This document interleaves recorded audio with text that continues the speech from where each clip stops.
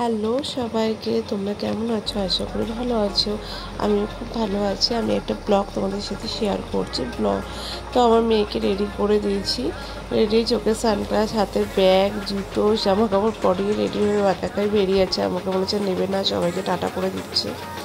তারপর কিছুটা যে আরও কী বলছিল, অনেক কথা তো বোঝা যায় না, অত ঠিকঠাকভাবে এখনো কথা বলতে শেখিনি, আর মাথা নাড়াচ্ছিল, আমাদের বুঝে নিতে হয়।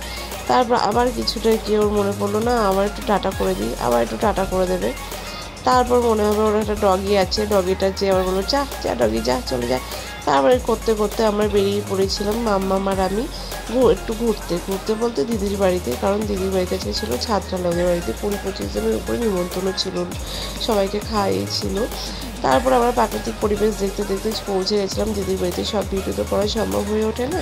তারপর ওর সাথে খেলা করছিল দিদির মেয়েরা, বোনের ছেলে, সবাই মিলে। জানো তো, আজকে যেহেতু বৃষ্টি হয়েছে প্রচুর পরিমাণে, তারপরেও যেন আকাশটার একটা অন্যরকম রূপ আমরা দেখেছি। তো যাই হোক, তারপর দেখো এদিকে ছাদঢালাইটা কমপ্লিট হয়ে গেছে, প্রায় শেষের দিকে। বৃষ্টি আসবে বলে তাড়াতাড়ি করছিল, আর এদিকে চারিদিকে তাঁবু টাবু টাঙানো ছিল। আর এখানে খাওয়া দাওয়ার পর্ব শুরু হয়ে গেছিলো, সবাইকে কম বেশি দিদি খেতে দিচ্ছিল।